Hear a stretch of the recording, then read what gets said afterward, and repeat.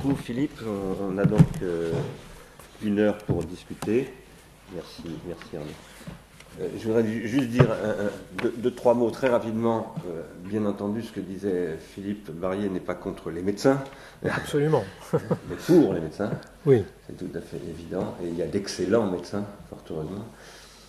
Et il y en a encore beaucoup, même si c'est difficile, je crois, et le disent les premiers à le dire, ce sont les médecins. Il est de plus en plus difficile de faire son métier de médecin, pour toutes sortes de raisons. Ouais. Et excuse-moi, oui, t'en prie. Non, je veux souligner ce point parce que je critique des dérives qui sont un courant tout de même assez puissant. Mais de nombreux médecins sont de vrais médecins, c'est-à-dire résistent. Et d'autre part, ils sont, les pauvres, suffisamment fragilisés par la déstabilisation dont ils souffrent et dont souffrent les institutions de santé dans la logique d'investissement à très court terme qui vraiment brise l'hôpital et est en train de ruiner le soin. Donc, je n'attaque pas les médecins ni la médecine, mais des dérives de la médecine qui vont à l'encontre de la nature de la médecine. Et d'autre part, je n'oppose pas les connaissances expérientielles du patient et les connaissances scientifico-médicales. Elles ont une même source qui est ce prolongement dans la conscience humaine de la normativité, qui est en œuvre dans l'individu, dans la conscience individuelle, comme elle est dans l'œuvre, dans les techniques qu'il élabore, comme les techniques médicales. En fait, je dois vous dire que je voulais inviter un autre médecin, outre René Broman, et il m'a dit, je serais très volontiers venu, mais je ne viendrai pas, parce que si je viens chez vous, je subirai des conséquences. Ce médecin, c'est mon médecin, enfin c'est un médecin que je vois de temps en temps, qui m'a appris il y a 2 ans que j'avais une maladie auto-immune pour laquelle j'étais soigné depuis 17 ans par quelqu'un qui me dissimulait, ou qui ne l'avait pas vu peut-être, hein, mais qui n'avait certainement pas vu cette maladie auto-immune, mais qui m'a fait consommer pendant 17 ans des médicaments qui ont eu des effets secondaires que je paye maintenant et qui ont coûté extrêmement cher à la sécurité sociale. Voilà, je voulais signaler ce point parce qu'il y a des pressions et même des répressions sur le corps médical. Il ne faut pas l'ignorer. Il y a des médecins qui ont peur de s'exprimer, tout simplement, parce qu'ils subissent ensuite des conséquences. Et pour ce médecin, en l'occurrence, c'était déjà arrivé, donc il m'a dit non, j'ai déjà donné une fois, je ne veux pas aller plus loin. Alors, je voulais juste souligner deux choses avant qu'on ouvre la discussion totalement. Un point très important qu'a souligné en commençant Philippe, et qui est donc une reprise de Canguilhem, c'est que la distinction maladie-santé évolue. Et que c'est un des points qui, pour moi, est une tâche aveugle dans les textes que j'avais commentés auparavant. Quand je dis que c'est une tâche aveugle, il y avait évidemment dans le discours de Dupuy ou de Gorce, par exemple, effectivement l'idée que la relation évolue au milieu parce que le milieu se transforme, mais que par contre il n'y avait pas la mise en question d'une substantialité de la santé, c'est-à-dire d'une ontologie de la santé qui permettrait de dire voilà, l'état de santé c'est ça. Ça, c'est ce que récuse Canguilhem. Pour Canguilhem, ça ne peut pas se poser dans ces termes-là. Ça, c'est manquer radicalement la santé, et au sens où Nietzsche a interrogé la santé, car Canguilhem est tout de même très proche de Nietzsche ici. Et donc, c'est la question de la normativité. Évidemment, ce n'est pas pour tirer la couverture à nous, mais je veux souligner que la normativité, pour nous, c'est ce qui va consister précisément à faire de la blessure une force, pour parler dans des termes qui sont aussi d'ailleurs des termes très semblables à ceux de Job Bousquet cités par Gilles Deleuze. Et donc c'est une question stoïcienne du soin et de la technique de soi qui est derrière tout ça, qui évidemment dans le cas médical ne peut pas en général, pas toujours, ne peut pas s'assumer seul, c'est-à-dire qu'on a besoin des médecins bien entendu, et merci à Hippocrate d'exister, dont le dieu est au départ en fait non pas un dieu mais un demi-dieu, un mortel, que Zeus a voulu tuer, il s'appelle Asclépios, et qui n'est pas un médecin, mais un pharmacien. C'est très important pour moi de rappeler tout cela, parce que l'ordre des médecins a tendance peut-être à simplifier, pas simplement l'ordre des médecins. Alors, quoi qu'il en soit, une question que je te poserai, mais je ne suis pas obligé d'y répondre maintenant, mais voilà, c'est une question que je me posais en t'écoutant. Comment est-ce qu'on va spécifier ce que tu disais d'Hippocrate, ou à l'intérieur même du discours d'Hippocrate, tu poses déjà un problème qui affecte, je dirais, ta souffrance, notre souffrance de l'hétéronomisation de la maladie, c'est-à-dire l'impossibilité de faire de sa maladie une forme de vie, hein, puisque c'est quand même de ça dont il s'agit chez Canguilhem aussi, de l'industrialisation de la relation médicale, parce que là je pense qu'il y a quelque chose, c'est pas la même chose. Je crois que c'est pas du tout la même chose. L'autre point que je voulais souligner, c'est la question des communautés de malades, comme on les appelle aujourd'hui, dont d'ailleurs on a parlé dans un groupe qu'anime Christian Forêt sur les techniques de soins, pas sur les techniques de soins, sur les technologies relationnelles, dont a évoqué le SIDA, le CIS, le collectif interassociatif de santé. Tu as souligné le devenir militant de ces médecins et que tu as opposé au consumérisme du soin. Bon, nous, ça nous intéresse énormément parce que ça relève pour nous précisément de modes d'invention contributive que nous trouvons dans toutes sortes de domaines. Et nous pensons que c'est un mouvement de fond extrêmement important qui relie ce que tu viens de dire à des questions qu'on examinait auparavant ici et qu'on va examiner dans le futur. Dernier point, je m'arrête. Je voulais dire que j'ai oublié de le dire tout à l'heure. Bon, à propos de, c'est une question que je te pose, à propos de l'épidémie de diabète, comme disait ce chercheur que je citais tout à l'heure, qui menace les États-Unis, enfin, qui est avéré. Elle menace le monde. Hein. Le monde, oui, bien sûr, mais aux États-Unis, elle est chiffrée à 9 millions de très vraisemblables cas d'ici une échéance très courte, hein, et qui est évidemment liée, entre autres, à la surconsommation de sucre, qui maintenant débarque en Chine d'ailleurs et qui est en train de détruire l'écologie alimentaire chinoise. Hein. Ça, c'est un énorme problème de santé en Chine. Comme elle a fait au Maghreb en partie. Exactement. Bon, ma connaissance, c'est que s'il en va ainsi, c'est parce que nous sommes tous porteurs enfin pas tous, mais un tiers d'entre nous à peu près sont porteurs de la possibilité d'une évolution vers le diabète 1 qui ne s'actualise que dans certaines conditions alimentaires. On est bien d'accord avec ces chiffres ou... je ne sais pas, mais disons, conditions alimentaires, accidentelles aussi, virales, mais effectivement... Il y a des facteurs d'actualisation, voilà, des facteurs d'actualisation qui sont nécessaires et dont l'alimentation est prégnante. Et ça, c'est ce dont on ne te parle nulle part Bien sûr. Dans les politiques de santé publique, et ça c'est honteux, et c'est là qu'il faut lire Dupuy, Gorce, et que nous sommes parfaitement d'accord avec eux. Maintenant, nous pensons qu'il faut y ajouter une dimension de réflexion sur l'industrialisation et le consumérisme qui y manque beaucoup, mais bon, ça peut-être qu'on y arrivera. Je m'arrête là, et donc la parole est à qui? Oui. Vous pouvez juste attendre un tout petit peu, s'il vous plaît, pour les questions de micro, parce que comme tout ça est enregistré. Merci. Il y a eu une émission il y a peu de temps, je crois que c'était sur Arte, concernant c'est une société qui s'appelle la Food and Drugs Administration, et les ravages que font les substituts de sucre. Et notamment les diabétiques, effectivement, ne doivent pas prendre ceux qui contiennent du phényl quelque chose. Enfin, je connais davantage. Avec donc un assortiment de toutes sortes de maladies et d'effets secondaires très vastes, un champ incroyable. Tout ça donc, à mon sens, justement pour justifier cette norme. Parlons-en. Qu'est-ce que la norme? Je pense que c'est une multitude de cas particuliers. Donc le danger de tout normer, on le voit assez rapidement. Tout réduire à de l'organe priverait l'être humain de ce qu'on appelle sa psyché et sa psychologie, et notamment les relations qu'il y a avec le cerveau. Et la somatisation, effectivement, de toutes sortes de maladies. Donc le danger, effectivement, peut résider dans cette réduction de l'être à quelqu'un qui est systématiquement avec un désir de vie. C'est pas forcément...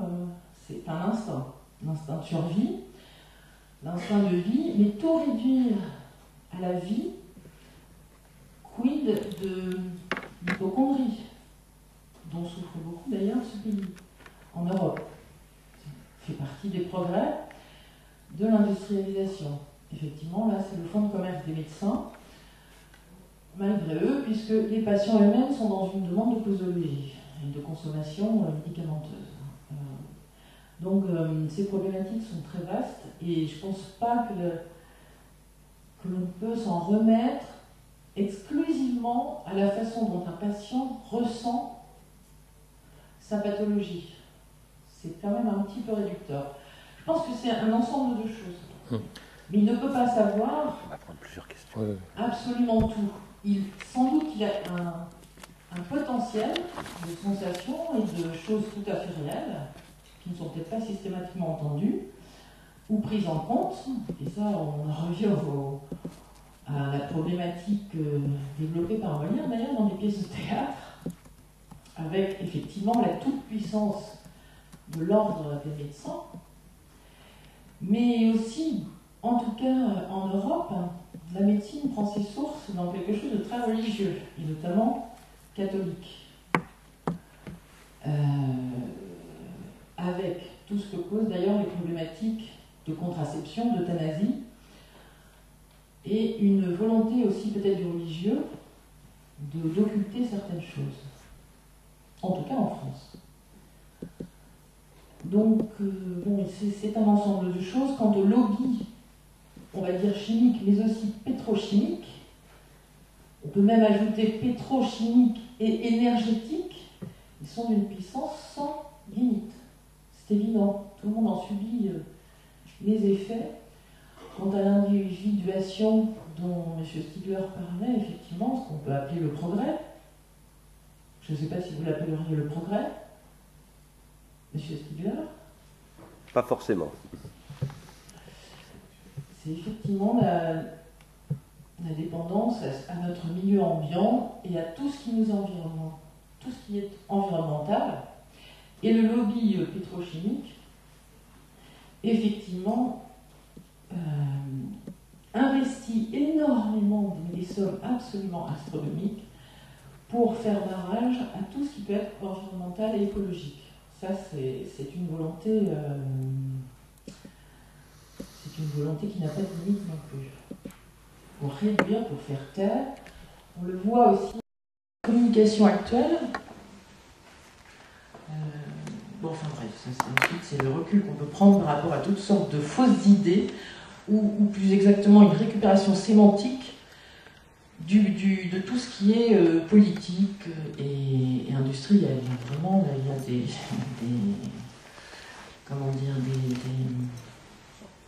a une communication très induite dans le sens des mots qui effectivement invalide complètement les principes d'écologie, ou en tout cas le questionnement sur l'environnement et le devenir. Ça, c'est évident. Merci. Est-ce qu'il y a d'autres questions qui veut... Je vois pas. Question là. Ah, pardon.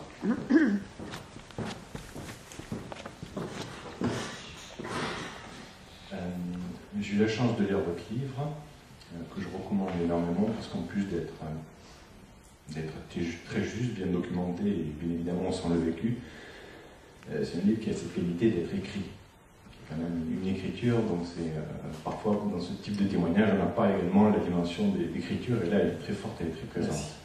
Merci. Vous terminez votre ouvrage par une métaphore, vous convoquez une nouvelle de Melville, Bartleby, le scribe. Et donc c'est pas tellement une question, c'est plutôt une requête. Est-ce que vous pourriez repréciser le sens de la métaphore et pourquoi vous convoquez le paravent, c'est-à-dire finalement la situation de travail entre le patron enfin le notaire, je crois que c'est un notaire, et Bartleby.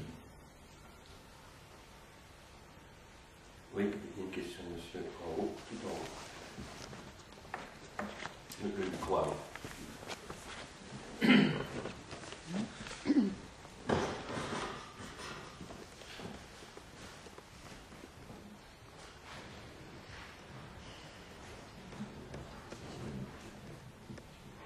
Oui, je vous remercie infiniment, M. Barguet, de votre extrêmement belle expérience et de ce récit très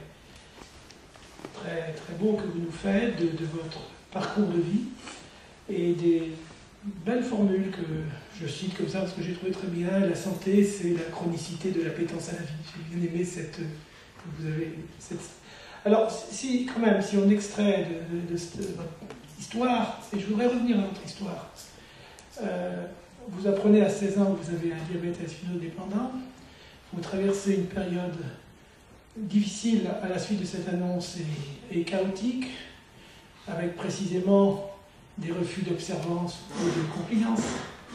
À la suite de cela, vous entrez dans une autre pathologie qui est la pathologie de l'insuffisance rénale, avec l'expérience effectivement de la passivité, de la soumission à la technique machinique, etc., et un sentiment de dépersonnalisation à certains moments. Et puis arrive un moment où effectivement, ayant probablement vécu et intégré dans ce qui peut être quand même, puisque vous l'avez dit vous-même, les effets de mes refus de me soigner correctement avaient abouti à cette insuffisance rénale, donc je pense qu'il y avait en vous une réflexion. Vous êtes confronté à ce que vous avez dit à 2-3 reprises, que j'ai pas trop aimé, vous avez été confronté à l'autorité médicale. J'aurais préféré que vous y disiez j'ai été confronté à la puissance médicale. Parce que pour moi, l'autorité et la puissance, c'est deux choses différentes.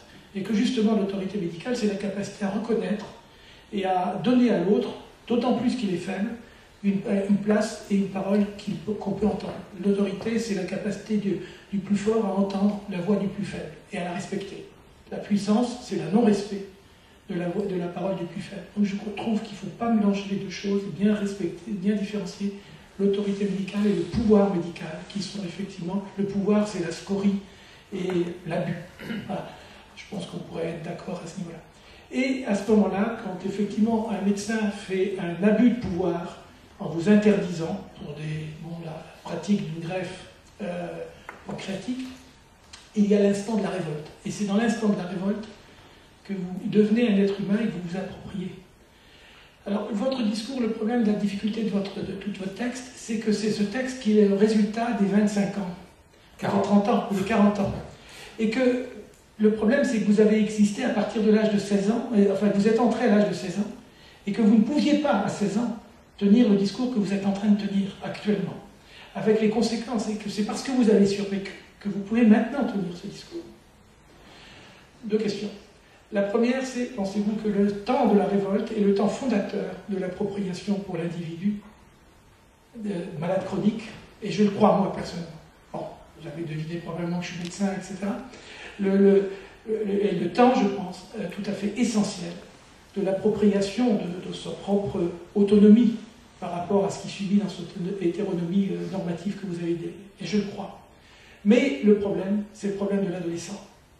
Et le problème de l'adolescent qui est dans cette révolte, parce qu'effectivement, l'amputation que représente pour lui une maladie chronique est quelque chose d'intolérable par rapport à ce qu'il est en train de tenter de construire de sa propre vie. Et que là, nous sommes confrontés à un paradoxe terrible, qui effectivement oblige le médecin parfois à devoir à la fois imposer tout en respectant, et c'est ça la difficulté, imposer quelque chose d'un soin tout en respectant les tentatives d'autonomie du soin. Il y a une phrase fréquente dans les bouquins sur les adolescents malades chroniques. L'adolescent malade chronique, il faut qu'il accepte sa maladie. Mais non, on n'accepte jamais sa maladie. L'adolescent malade chronique, il faut qu'il ait le sentiment que dans la révolte contre sa maladie, c'est sa partie saine et pas sa partie malade. C'est ce que j'essaie d'apprendre aux médecins. Mais ça pose quand même des ambiguïtés fondamentales. Et je voulais simplement dire que ce que vous avez dit qui était très beau ne peut être dit qu'après 40 ans de travail de corps et de travail psychique. Et que j'aurais aimé que vous nous fassiez le récit à l'envers. Merci.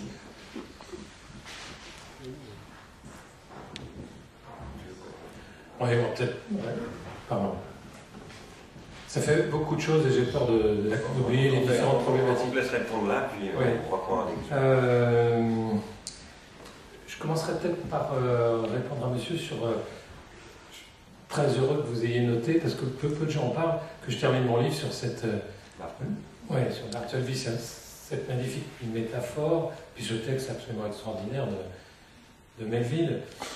Ça répond en partie à des objections, j'ai cru sentir, de l'intervention de madame, c'est-à-dire ça tempère l'optimisme qu'on peut avoir dans cette puissance autorégulatrice, à laquelle je ne réduis pas, bien sûr, l'être humain, mais qui me semble une de ses composantes essentielles en œuvre et qui devrait être précisément un des enjeux de la relation de soins, et qui est bien souvent mise de côté, écartée, évacuée. C'est donc pourquoi j'insiste peut-être beaucoup dessus, bien sûr. Qu'est-ce qu'on voit dans ce texte magnifique? Quelqu'un qui dit « I prefer not to », je préférerais ne pas, c'est-à-dire qu'il n'est même pas dans le refus. Et c'est la limite, précisément, de cette dynamique, de ce moteur, de ce désir de se bien soigner, qui me semble essentiel de solliciter pour que la relation de soins soit vraiment thérapeutique et qu'elle permette effectivement au malade de se restructurer avec sa maladie. Maintenant, je vais répondre en partie à ce que vous avez dit, monsieur, ce dont je vous remercie. D'abord, vous soulignez une grave faute de ma part. J'aurais dû parler d'autoritarisme et pas d'autorité. Je respecte bien évidemment l'autorité quand elle est l'autorité. Et il ne faut pas tout confondre. Et pour quelqu'un, comme vous le soulignez, qui prétend écrire, et j'aime beaucoup, et je pense que parfois j'y réussis, mais il y a des choses qui nous échappent. Et c'est vrai, c'est tout à fait vrai. Et de même que l'autorité de l'enseignant est légitime quand elle est l'autorité de son savoir, de son expérience du savoir et de son expérience de la transmission. C'est la même chose pour la relation de soins, bien évidemment. Donc c'est l'autoritarisme, bien sûr, et non pas l'autorité dont je voulais parler. Alors, quant à mon histoire de vie, je pourrais, enfin c'est l'objet de mon livre en partie, et je ne voulais pas... C'est vrai que c'est un rappel, c'est pas un témoignage, c'est un regard qui n'est pas un regard rétrospectif au sens de faire revenir des souvenirs, mais de restructurer pour rendre compte de l'état de structuration actuel dans lequel je suis. Et ça rend compte de toute une dynamique que je vois en œuvre dès ce moment, et dès ce moment du refus, dès ce moment de difficultés majeures et d'échecs comme l'anomie. Mais d'échecs qui ne sont que transitoires. C'est-à-dire que ce qui m'est apparu... Alors, vous soulignez l'aspect fondateur, d'une certaine manière, de cette intrusion de la volonté de ce médecin dans la mienne et de cette prise de conscience, mais il y a auparavant toute une série de prises de conscience normatives. Et alors j'explique dans mon livre, qui est aussi le fruit d'un travail de recherche, puisque c'est la réécriture philosophique et littéraire d'une thèse que j'ai faite en 2007, où je démontre l'existence de cette potentialité à travers ma propre expérience et à travers une enquête, certes qualitative, auprès de 35 patients diabétiques. J'ai vu comment se manifestait cette potentialité autorégulatrice et autonormative. Et c'est entre autres par, effectivement, une série de prises de conscience, je dirais, de la compatibilité d'exigences de différents niveaux.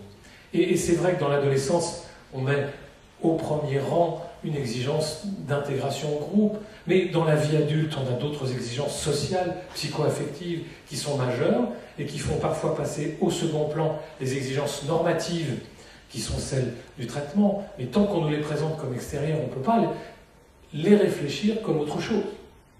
Alors qu'elles sont, en fait, toutes du même ordre. C'est-à-dire que ce soit des exigences de vie psycho-affectives, sociales, ou des exigences normatives du traitement, ce sont des exigences de santé au sens large du terme. Et la prise de conscience maximale, si je puis dire, normative, c'est celle de cette compatibilité, de la possibilité d'une dynamique d'équilibration. Et c'est quelque chose qui se met en œuvre et qui peut se mettre en œuvre chez des jeunes. J'ai aussi vu des adolescents qui n'étaient pas dans une phase aussi auto-maltraitante que je l'étais.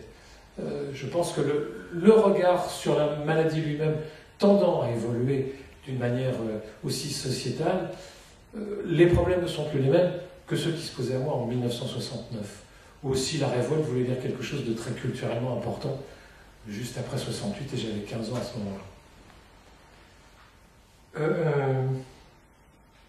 Donc ce temps, c'est un temps de maturation, un temps d'appropriation. Je suis d'accord avec vous, jamais d'acceptation. L'inacceptable ne s'accepte pas.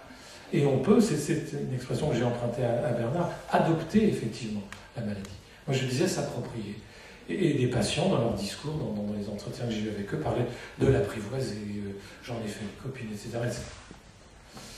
Alors, il y a, et c'est douloureux pour vous, c'est douloureux pour le médecin, parce que c'est un paradoxe, il y a d'une certaine façon une course contre la montre, contre les complications, qui sont bien évidemment dramatiques, et j'en suis évidemment un exemple, puisque j'ai eu une néphropathie, j'ai eu une rétinopathie, j'ai eu des problèmes coronariens, mais j'estime qu'aujourd'hui, à 58 ans, je m'en tire très bien, c'est-à-dire que mes pathologies ont évolué, se sont transformées avec les traitements et avec le traitement des traitements que j'en ai fait dans mon expérience de vie, c'est-à-dire dans cette subjectivation de l'expérience de la maladie, et que c'est essentiellement une dynamique. Alors évidemment, si on va trop loin dans le morbide, la dynamique s'interrompt, est enrayée et s'arrête et devient mortifère.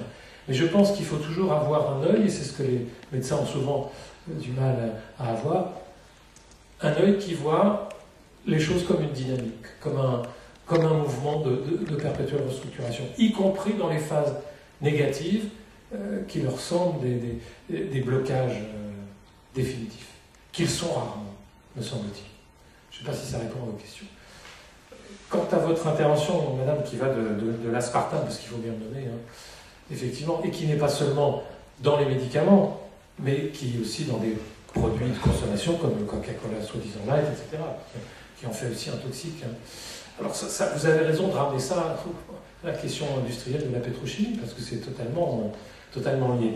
Mais je ne vois pas comment répondre à tant de choses aussi complexement unies ou présentées. Mais, sauf sur un point, je ne voudrais pas que vous confondiez dans mon discours l'emploi que je fais du mot norme et la distinction que j'établis entre normalisateur et normatif.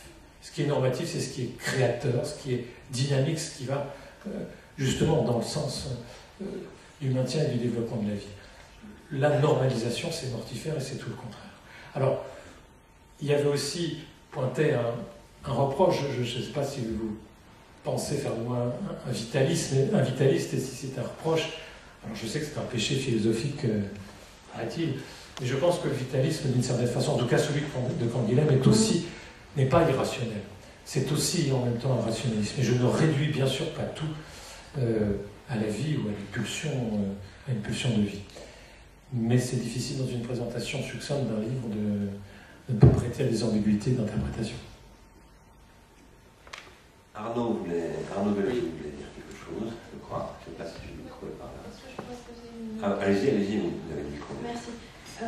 Concernant donc ce savoir médical qui peut s'imposer à un savoir vécu qui n'a pas toutes les connaissances médicales, comment est-ce que vous placeriez l'affaire du consentement éclairé et notamment la signature, c'est-à-dire que le patient doit signer qu'il a compris, qu'il a absolument tout compris et qu'il est d'accord.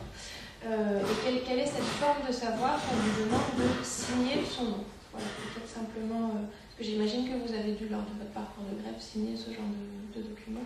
Oui, entre autres. Voilà. Mais simplement ça. Merci. Je dirais que comme beaucoup de signatures, je n'y prête pas, je ne lui attribue pas une valeur fondamentale. Parce que pour que le consentement soit éclairé, il faut qu'il soit vraiment et totalement éclairé. Et ce n'est pas la lecture rapide d'un papier qui peut le permettre. Mais c'est un échange.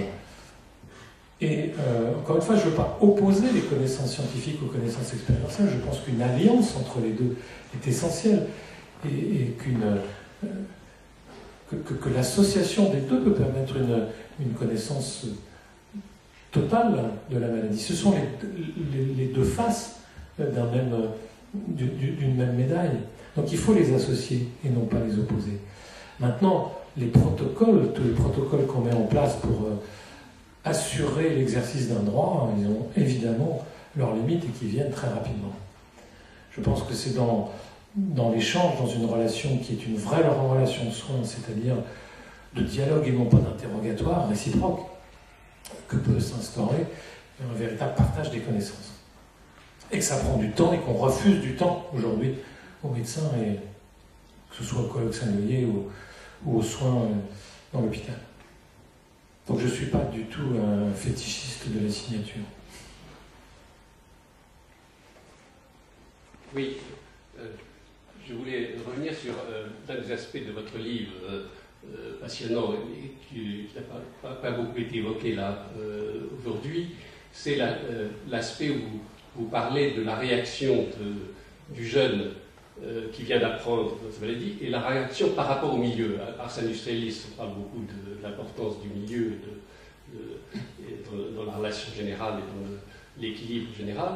Et donc pour un jeune, quand il apprend tout d'un coup qu'il a une maladie chronique, il réagit, vous nous l'expliquez bien dans votre livre, par des phases successives, par rapport aussi à sa relation, que ce soit ses camarades, que ce soit son milieu familial, ses milieux d'amis, etc. Et comme généralement le jeune à 12 ans, à 13 ans, à 14 ans veut être comme les autres, ça lui pose un problème majeur. Et je veux dire, l'autre aspect du milieu me paraît aussi quand quelqu'un qui a 20 ans, 40 ans, ou 60 ans, ou 80 ans apprend tout d'un coup qu'il a une maladie, j'allais dire, qui n'est pas une maladie chronique, une maladie grave, se pose le problème de sa relation au milieu et des personnes où là il se passe des choses qui fait que plus personne souvent n'arrive à se parler. Et donc c'est là aussi dans votre livre vous faites allusion à tout cet aspect-là et je voulais simplement vous en remercier, peut-être que vous me fassiez quelques commentaires là-dessus. Merci. Oui, je ne voudrais pas trop entrer effectivement dans la reprise de cette expérience de vie. Vous venez de la résumer assez bien. C'est sûr que c'est quelque chose qui modifie d'une façon définitive, on ne se rend pas forcément compte immédiatement, la relation au milieu et la relation du milieu au sujet lui-même. La relation familiale, par exemple, est extrêmement perturbée et dans certains cas, elle est quasiment détruite. C'est-à-dire que ça provoque des réactions, par exemple, parentales, qui vont d'un extrême à l'autre, qui vont de l'indifférence et du rejet à l'extrême protection, qui parfois d'ailleurs est la même chose, dont elle se masque la réalité à elle-même. C'est une déstructuration qui implique une restructuration, qui est possible, mais à laquelle, par exemple, j'ai tenté d'échapper par des stratégies de dissimulation absolument catastrophiques, extrêmement coûteuses et extrêmement épuisantes, qui est la première réaction, la première solution qui apparaît justement à une conscience troublée et dont les exigences effectivement de socialisation au sein du groupe des pairs sont tellement fortes, tellement majeures. Alors, je dis autre chose dans mon livre à ce moment-là, c'est que ça a été aussi un soulagement. C'est-à-dire que ça me faisait sortir d'une première phase de la maladie, qui est ce que j'appelle dans le livre la phase de l'innommable. C'est-à-dire je souffre d'une série de symptômes qui ne sont pas seulement physiques, qui sont aussi spirituels, qui sont liés en même temps à une crise mystique que je décris un peu, enfin, une crise, c'est vraisemblablement névrotique, qui trouve un aboutissement, une première résolution dans une crise plus proprement somatique. Donc qui est déjà une restructuration, je dirais, positive de mon expérience de la pathologie, qui était sans doute d'abord une pathologie psychique. Et donc, bien que ce soit une phase hautement négative et avec une toxicité, c'est aussi en même temps une phase de soulagement et de guérison, un premier mode. Donc c'est une constante évolution. Et je pense qu'il en va de même de toute vie qui ne s'auto-détruit pas volontairement elle-même jusqu'à la mort, qui est aussi quelque chose de régulateur et de normatif pour la vie individuelle elle-même. Donc c'est un processus constant.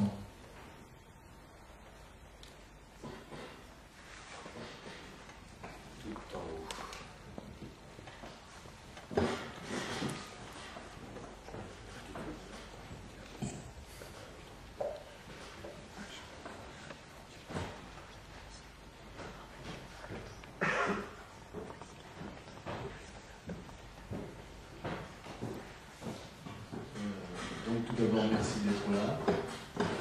Ce fut un réel plaisir de vous entendre.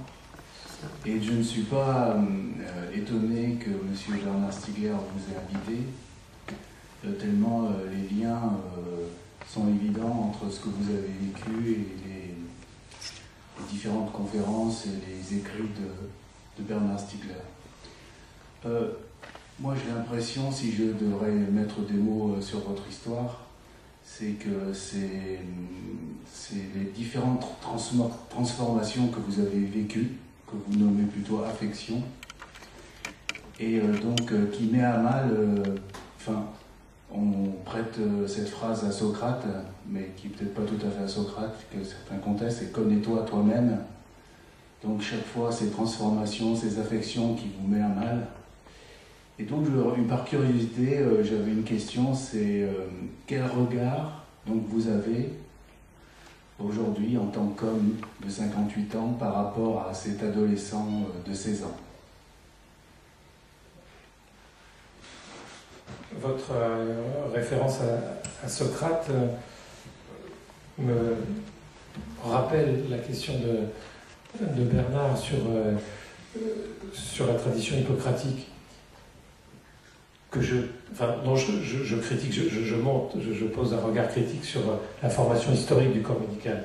Mais critique, ça veut dire que je départage différentes choses. Et il y a effectivement, dans la tradition hippocratique, quelque chose qui est de l'ordre de la tradition socratique, effectivement, et du connais-toi toi-même.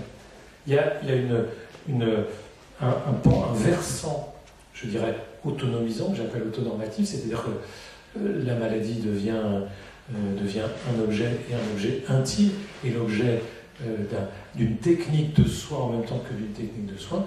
Et puis il y a, sur l'autre versant, cette appropriation de la connaissance qui fait que se constitue un groupe qui a tendance à s'autonomiser de la société, c'est-à-dire se donner ses propres règles qui ne contredisent pas celles de la société, mais qui sont les siennes propres. Bon, excusez-moi, parce que ça m'a évoqué cet aspect de la question. Quant au regard que je porte sur l'adolescent d'aujourd'hui, il n'est pas extérieur. Et je ne porte je n'ai aucune extériorité totale par rapport à ce que j'ai été. C'est-à-dire que je suis aussi encore l'enfant que j'étais, l'adolescent que j'étais, et l'homme adulte que j'assume d'être.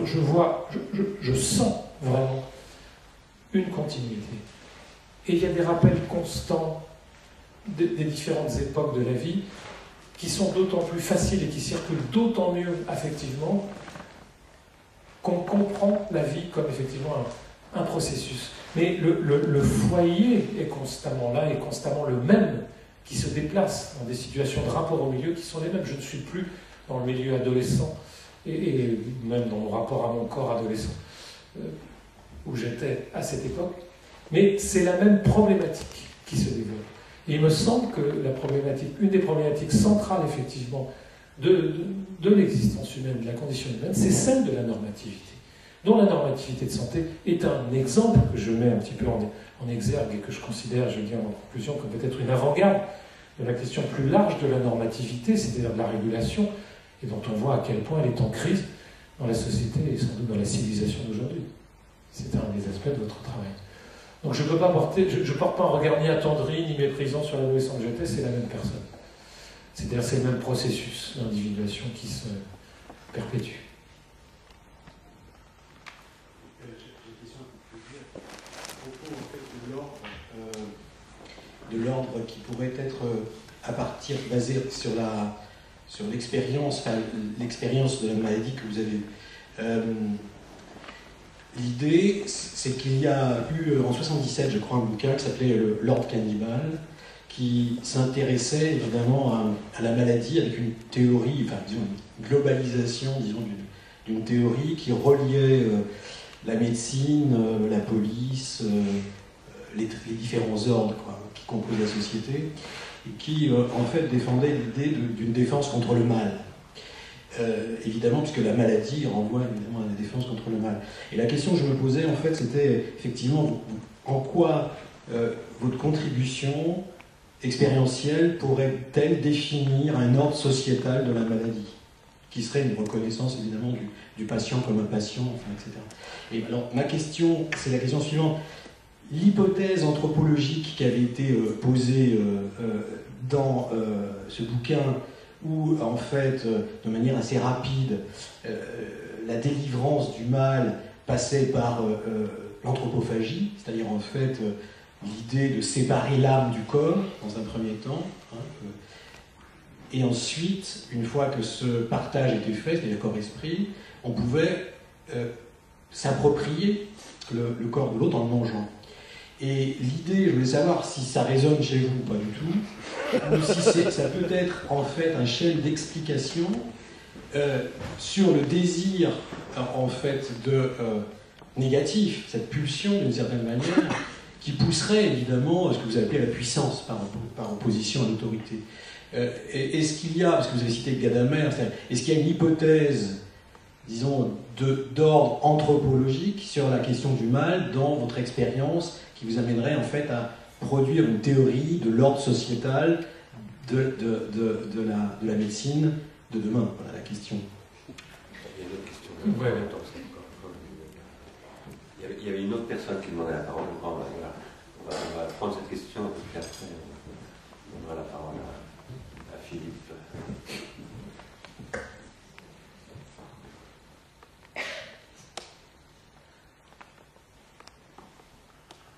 Excusez-moi, je ne me rappelle plus ce que je voulais dire, mais il y a une partie de la question, c'était sur l'initiation à l'éducation thérapeutique. C'est une formule que vous avez prononcée. Je n'ai pas compris à ce moment-là si elle s'adressait aux médecins ou si elle s'adressait aux malades. Je pense que les deux seraient intéressants. Je me demande si l'initiation à l'éducation thérapeutique ne pourrait pas être une matière en soi qui supplanterait ou qui compléterait des choses comme la biologie, mais même au niveau de l'école primaire. Et définitivement, l'autre partie, je ne me rappelle plus, mais en tout cas, alors que pendant les 3/4 de votre intervention, on entendait un combat très individuel en fait, du malade face à sa maladie d'une part, et aussi, dans une certaine mesure, face aux médecins, vous avez conclu sur le collectif, et je trouve que c'est extrêmement important de le rappeler, parce que d'abord, les raisons de la révolte contre certains soins qui sont proposés par les médecins, je pense qu'elles sont pas qu'individuelles. Et puis en plus, il y a tout un travail, j'imagine, au cours de la thérapeutique que vous avez dû constituer pour savoir ce qu'étaient ces soins, savoir quoi en faire, quoi en juger, etc. Donc c'est pas uniquement... ça se fonde aussi sur un échange de savoir, et c'est pas seulement une petite voix intérieure. Je vais commencer par répondre avant qu'il y ait d'autres questions encore. Donc on s'arrêtera là. Peut-être une très brève, parce que c'est Ah, en écho de ce qui vient d'être dit. Moi, en écoutant votre histoire, j'étais un peu interloquée par la présentation du refus absolu du diabétologue que vous avez présenté, influencé dans sa pratique par les lobbies, ce qui est tout à fait possible. Hein, je n'ai pas dit ça directement. Voilà, c'est pour ça que je fais bien de le poser, parce que moi j'ai eu cette impression. Et je me disais quand même, il y a 15 ans, une greffe foie-rein... Non, rein-pancréas. Rein-pancréas, pardon. C'était une très grosse intervention sur laquelle on n'avait pas forcément beaucoup de recul. L'intervention avait déjà 10 ans d'existence au moins. Au moins. Et avec de larges succès. Alors ça, je ne l'ai pas du tout inventé, ce refus. Je dirais même que j'ai euphémisé ce qui s'est passé.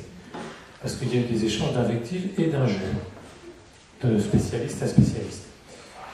Voilà. Alors, quant à la présentation que j'ai faite des rapports à l'industrie pharmaceutique, j'ai essayé d'être moins trivial que ça. C'est-à-dire j'ai montré qu'il y avait un large impensé, parce qu'il y a une influence très importante, très insidieuse et aussi très bénéfique. C'est-à-dire que l'État, ayant fait défaut dans la manière de tout ce qui est la prévention et la culture de la prévention dans les laboratoires, se sont engouffrés dans cette place. Et les liens qui se tissent, évidemment, le médecin ne va pas se dire « je vais prescrire parce qu'on demande de prescrire », mais je veux dire, il y a quelque chose de naturel qui s'introduit assez facilement, d'autant qu'il n'est pas réfléchi. De même que n'est pas réfléchi, je suis désolé, je me heurte toujours au médecin sur ce point, l'usage qu'ils font des mots. Continue, je vais à un fréquent colloque de médecine, mais la compliance, c'est un terme, alors que c'est pas du français, c'est pas dans le dictionnaire. Bon, ça ne les choque pas, et quand on voit le sens du terme, c'est choquant. De même qu'il y a quelque chose de choquant à refuser à ce point une thérapeutique qui n'était pas expérimentale et à penser m'imposer avec des raisons pseudo-médicales, parce que c'était vraiment de mauvaise foi. Une pratique, bon. Alors, je ne vais pas développer sur ce point, mais je n'ai pas caricaturé, j'ai euphémisé. Je ne donnerai pas les noms, ce sont des gens qui exercent toujours. Alors, quant au... Si je me sens impliqué dans problématique anthropophagique, certainement pas anthropologique, oui, mais anthropophagique, j'avoue que j'ai du mal à saisir l'enjeu de cette problématique, sinon comme une espèce de métaphore critique, peut-être. Mais ça va à l'encontre précisément de ce que je pense quand vous parlez d'une séparation de l'âme et du corps. Je pense que l'individu, c'est en cours d'individuation permanente, est un complexe somatopsychique absolument inextricable, hein, et qu'on ne peut pas réduire à l'une ou l'autre de ses composantes sans le nier dans sa réalité. Quant à ce que vous semblez induire comme idée d'un pouvoir effectivement de surveillance et de contrôle, bon, alors, surtout à cette époque, alors je ne voudrais pas rapprocher ça de la problématique de Foucault, bien que ce soit tentant, mais c'est peut-être un peu plus caricatural dans ce que vous dites. Bien sûr qu'il y a cet aspect, et surtout dans la diffusion au niveau des problématiques individuelles et non pas d'une instance centralisée. Mais je ne m'aventurerai pas tellement sur ce terrain. Quant à ce que vous disiez sur l'initiation à l'éducation thérapeutique, c'est aussi quelque chose à quoi je travaille beaucoup au niveau des médecins, et je milite en particulier pour son introduction réelle, c'est-à-dire validée dans les concours, dans la formation initiale. Mais il y a éducation thérapeutique et éducation thérapeutique, c'est-à-dire qu'il y a 15 ans c'était un combat, aujourd'hui c'est quelque chose d'institutionnalisé qui est en train de devenir un protocole comme les autres, c'est-à-dire de se vider de son sens et de son contenu. Car pour moi, l'éducation thérapeutique du patient, c'est la sollicitation et l'élucidation de cette potentialité autonormative, et c'est pas autre chose que ça. Alors, ce que les textes d'aujourd'hui ne tentent pas du tout à faire advenir. Merci Philippe, je voudrais dire deux ou trois mots pour conclure. D'abord, je crois que tu n'as pas bien compris ce que demandait... Non, pas grave. Ce que demandait Franck, oui, peut-être pas bien compris ce que disait Franck non plus, mais ce que j'en ai compris, c'est qu'il y avait la description d'un processus où le modèle d'absorption de l'autre, c'est-à-dire de sa désintégration, finalement devenait le référent de l'organisation des pouvoirs. C'est César dont tu parlais, moi. C'était une problématique que Jacques Derrida d'ailleurs avait explorée aussi dans Mon Réseau, qui était un séminaire qu'il a fait 2 ou 3 ans. Mais c'était peut-être effectivement, ça va mériter quelques explications supplémentaires. Si on ne connaissait pas, c'était pas évident de comprendre. Une autre question concernant le niveau collectif qui a été relativement peu abordé. Oui. Il y a entre autres moyens le salon du diabète qui a lieu a priori une fois tous les ans à Paris, mais j'ai entendu dire qu'il était menacé parce qu'il était question, alors êtes-vous au courant de ce que je suis en train de dire là, parce qu'il était question d'interdire que les patients soient en relation directe avec des laboratoires, ce qui est le cas au salon du diabète. Avez-vous entendu parler de cela ?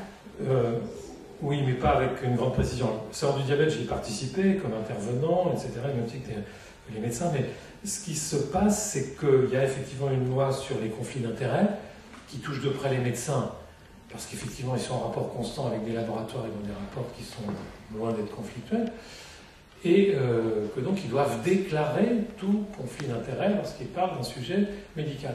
Et qu'on est en train, je dirais, d'une certaine façon, d'instrumentaliser les patients à travers la notion de patients experts, etc., dont on se sert, et de patients formateurs, dont on se sert et qu'on introduit dans les colloques à ce titre, etc., et qui vont devenir, au même titre que les médecins, sujets donc à ces conflits d'intérêts. Donc on est là dans une espèce de trouble dont je ne sais pas très bien comment on va se sortir. Je voudrais rebondir là-dessus, parce que c'est un peu là-dessus que je vais faire une conclusion, un petit peu pour enchaîner sur la question que posait Cécile Carentou tout à l'heure. Moi, ce que j'admire énormément dans le travail qu'a fait Philippe Barrier, dont il nous a donné aujourd'hui un petit extrait, où il a porté des tas de choses que je ne connaissais pas d'ailleurs, mais il y a tout un ensemble de choses dont il est question dans son livre dont il n'a pas parlé aujourd'hui, comme par exemple tout le travail qu'il a fait sur précisément, je dirais, le rapport d'apprentissage, y compris dans le milieu hospitalier, dans les milieux médicaux, etc., entre médecins et patients, et des prescriptions aussi, des recommandations en termes de reconception de la formation des soignants, enfin, les médecins en particulier. Et ça, c'est extrêmement important. Alors, par rapport à ça, pour moi, pour nous, je crois que le dire pour Arsène Sony dans son ensemble, une question très importante par rapport à tout ce qu'il a dit à partir de sa propre expérience, qui se généralise ensuite sur une espèce de réflexion beaucoup plus transindividuelle. C'est le rapport modèle maladie et co-individuation ou transindividuation entre le rapport patient-soignant, c'est un rapport de co-individuation. Souvent, ce n'est pas ça, mais ça devrait être ça. Mais ça peut devenir ensuite un modèle d'individuation collective, par exemple, entre le corps des médecins en tant que corps savant, le corps des malades en tant que collectif de malades, etc., etc. Et si je voulais souligner ce point, c'est parce que monsieur tout à l'heure, qui est médecin, a soulevé le problème vous avez d'abord dit le problème de la puissance, puis le problème du pouvoir. Bon, ce qui n'est pas tout à fait la même chose non plus. Parce qu'il y a autorité, il y a autoritarisme, il y a puissance, il y a pouvoir, on pourra en sortir d'autres, d'ailleurs il y a virtualité. Et je pense que là-dessus, il ne faut pas être angélique. Pas tellement qu'il ne faut pas être angélique, c'est qu'il faut être, si vous me permettez, pharmacologue, au sens large. C'est-à-dire que la normalisation conduit toujours vers la normativité. On ne peut pas l'éviter. Il faut être lucide sur le fait que... la normativité, je veux dire. La normativité conduit toujours vers la normalisation. Normativité qui n'a peut-être pas été bien compris par tout le monde ici, parce que la normativité, c'est un concept assez complexe de Georges Canguilhem. La normativité, ce n'est pas du tout la normalisation. La normativité, c'est le contraire de la normalisation, mais c'est en même temps un facteur de production de normes. Donc ça, c'est très très important. Et si on ne voit pas ça, alors tout de suite on angélise la normativité. Et la normativité est normalisatrice, elle le devient. Et donc, moi, ce que j'appelle la pharmacologie industrielle, dans le contexte de normalisation industrielle dans lequel nous vivons et dans lequel nous ne pouvons pas ne pas vivre. Parce que s'il n'y avait pas de normes industrielles, tous les avions s'écraseraient, toutes les centrales nucléaires exploseraient, et nous serions tous morts d'ingestion de médicaments mal conçus. Donc, on a absolument besoin de la normalisation. Il faut quand même poser ça d'abord. Ensuite, on a besoin de lutter contre la normalisation, c'est-à-dire de lutter contre ce que la normalisation est de mortifère et d'intrinsèquement mortifère. On est revenu à des problèmes de pharmacologie. Là-dedans, il y a des questions que l'on retrouve dans le logiciel libre. Je vous fais tout à coup passer là, parce que ces questions de rapport entre pouvoir, puissance, autorité, etc., eh bien, on les a évoquées ici même avec des gens du logiciel libre, et on les retrouve aussi, je vais pas laisser la parole, on les retrouve aussi dans les questions de ce que nous commençons à essayer d'explorer ici, de ce qu'on appelle la recherche contributive. Parce que moi, je crois absolument à la nécessité de développer la recherche contributive.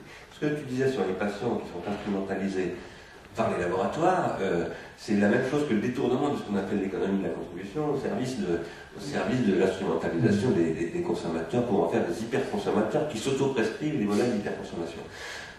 Mais en revanche, c'est pas parce qu'il en est ainsi qu'il faut... je suis pour qu'il y ait des relations entre les laboratoires et les patients, à une condition, c'est même absolument indispensable, parce que sinon ce serait terrifiant.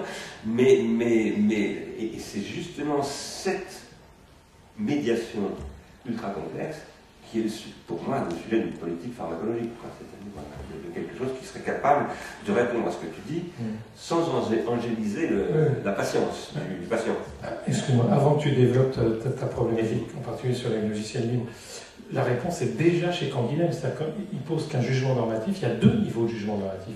Il y a le jugement qui ramène à une norme existante, et il y a le jugement normatif au sens premier, celui qui crée la norme. Donc il y a une boucle entre les deux, effectivement. Il y a un renvoi de l'un à l'autre qui est absolument irréductible. Alors, j'ai insisté sur le premier aspect, évidemment, mais c'est pas au détriment de l'existence du second, que je n'ignore pas, bien sûr. C'est comme la retombée, indispensable. Bon, on aurait pu parler, il faut arrêter maintenant, parce qu'on a une assemblée générale, je le rappelle, pour les mandats syndicalistes, qui sont en règle de leur cotisation, ils peuvent la payer juste avant l'assemblée générale, s'ils ne l'ont pas encore payé. Mais on aurait voulu parler beaucoup plus des communautés de malades. Oui. Bon, parce que ça, c'est un phénomène extrêmement important. On en a un petit peu parlé d'ailleurs dans le groupe de travail, je l'indiquais tout à l'heure, dans le groupe de travail technologie relationnelle, sûrement qu'on va y revenir, parce que s'il y a des phénomènes frappants, c'est dans le contributif, c'est le logiciel libre, mais c'est aussi les communautés de malades. Et elles deviennent extrêmement importantes. Donc ça c'est quelque chose où je pense qu'il est indispensable que les pouvoirs politiques prennent des positions claires. Et d'abord qu'ils instruisent le sujet sérieusement, au lieu de confier ça à des lecteurs rapides d'éditoriaux, de livres, de journaux plus ou moins sérieux, et que véritablement ils se penchent sur le problème, parce que c'est une mutation qu'on retrouve dans le domaine de la santé, dans le domaine du logiciel dont on parlait tout à l'heure, mais qu'on retrouve absolument partout. Il y a par exemple maintenant un débat sur les communautés de scientifiques amateurs au service des grands laboratoires amateurs, des grands laboratoires d'État, et comment tout ça se... Voilà. Et donc c'est un enjeu crucial qui est au cœur même de l'économie de la contribution que nous ayons portée. Et bon, on n'a pas eu le temps de le faire, mais nous y reviendrons. Merci de votre attention, merci au Théâtre de la Colline, et nous nous retrouvons pour ceux que cela concerne au forum en dessous pour l'Assemblée générale.